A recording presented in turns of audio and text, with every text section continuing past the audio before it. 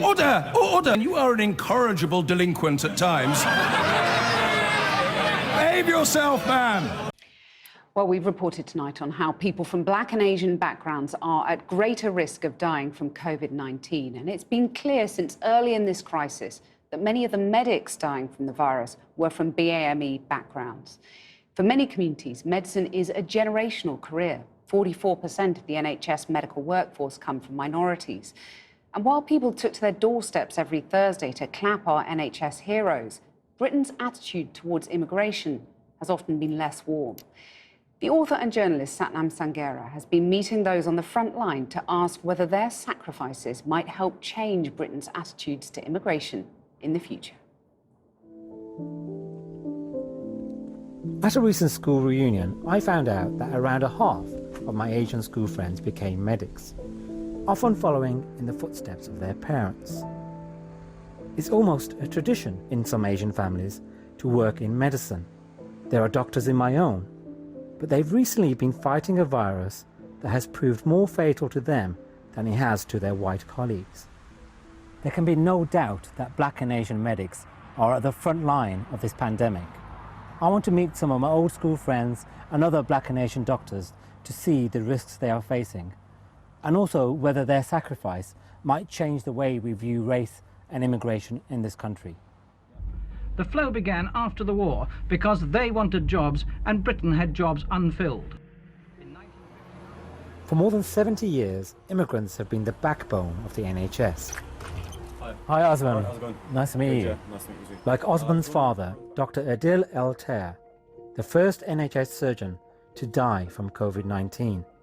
His son, also a doctor, has just returned to work in ICU to fight the very virus that killed his own father. Hi, I was just saying, this is just like my parents' house. Oh yeah? What is it about immigrants? We all have to live in exactly the same kind of house. It was very difficult going back. Every patient that I saw every once in a while would sort of bring flashbacks. You just sort of, you look at the patient and you think, wow, this person's possibly got children who are going through what I went through.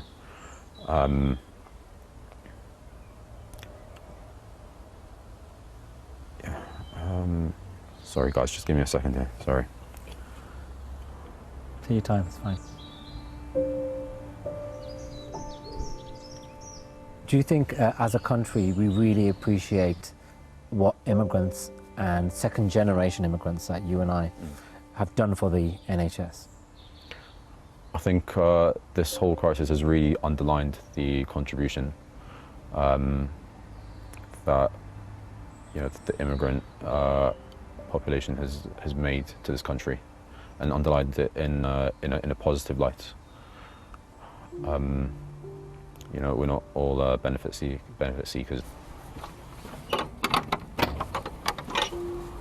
think the words bravery and hero are being thrown around a lot lately, and they've almost become meaningless, but he's a properly brave and heroic man. To lose your father to an illness and then to treat people with the same illness just a few weeks later is just unimaginable to me.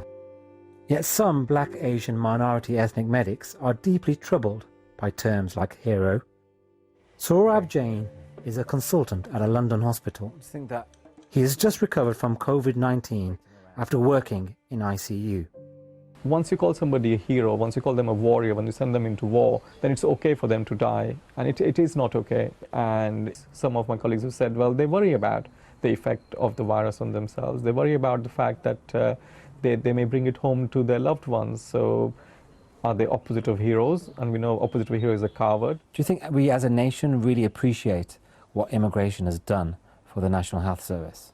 So it depends on the day of the week. If you ask me on a Thursday when everybody's out clapping, I would say yes. But if you pick up any newspaper, we can see we have a real problem with race in this country and a real problem with immigrants. We're talking about Matt Hancock saying this is the national or the international health service. So yes, maybe that's one thing that will come out of this crisis, that people are a little bit more aware that immigrants are not only there to take their benefits and to steal their jobs, but maybe they're also contributing to society. The really interesting thing about Saurabh is that he's put on the record something that lots of other black and Asian doctors have told me off the record, which is that they don't particularly feel heroic, they feel scared.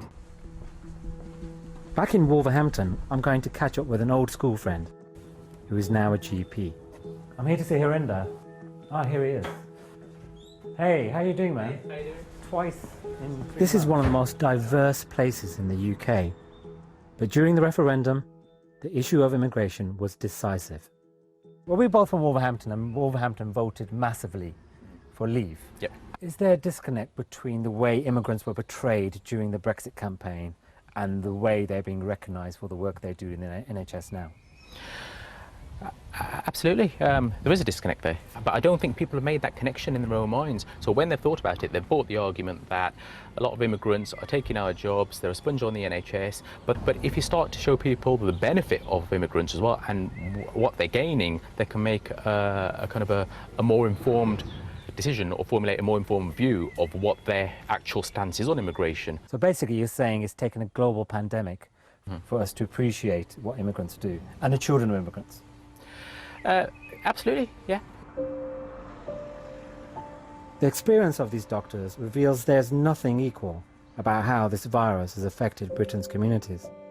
As a country, periodic crises force us to think about immigration.